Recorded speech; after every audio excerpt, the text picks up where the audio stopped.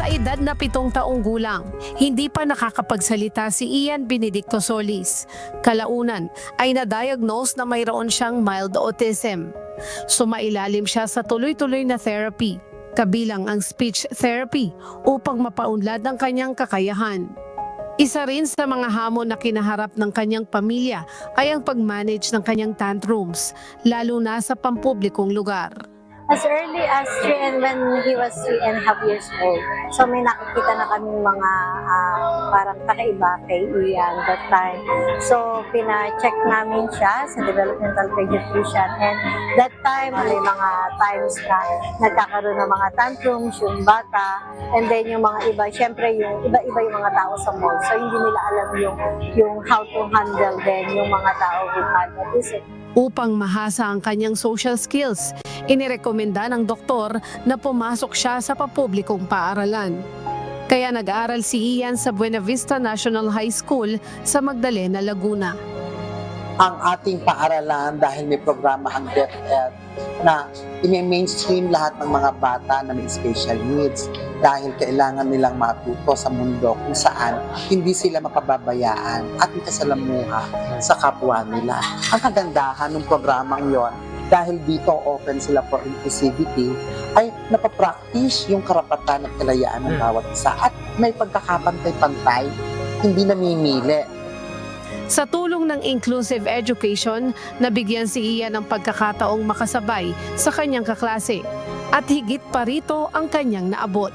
Dahil sa kabila ng kanyang kalagayan, nakapagtapos si Ian bilang class valedictorian.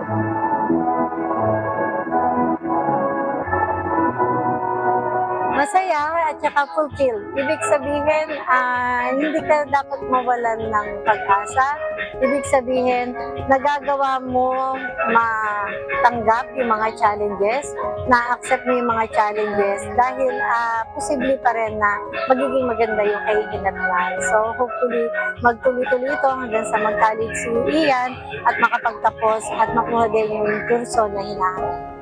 So still, meron pa rin future for him sa mga taong with PWDs. Ayon naman sa kanyang punong guro, kapansin-pansin ang husay ni Ian sa academics.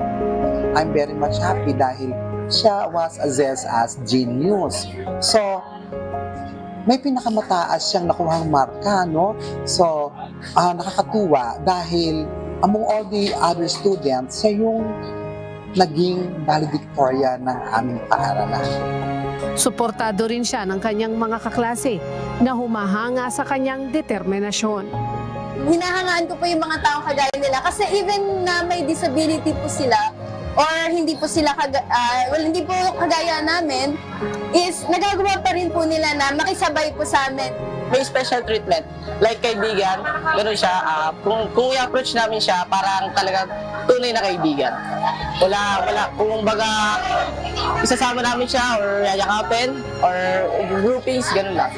Para kay Ian, mahalaga ang pagsisikap at disiplina sa pag-aaral upang makamit ang inaasam na tagumpay anuman ang kalagayan at hamon sa buhay. Masaya po sa akin is yung pakakaroon po ng mga program dito sa ating mga schools. Kinukuha natin po sa pamamagitan ng mga pag-review natin sa para sa mga test, quizzes, exams, katulad po ng mga bawal mag-opya sa lahat. Butihin natin ang pag-aaral. Yung mga pagsisimula po, hindi pala naging wakas kundi doon sa pagtatapos kundi simula. Leslie Widem, humahataw sa balita ngayon.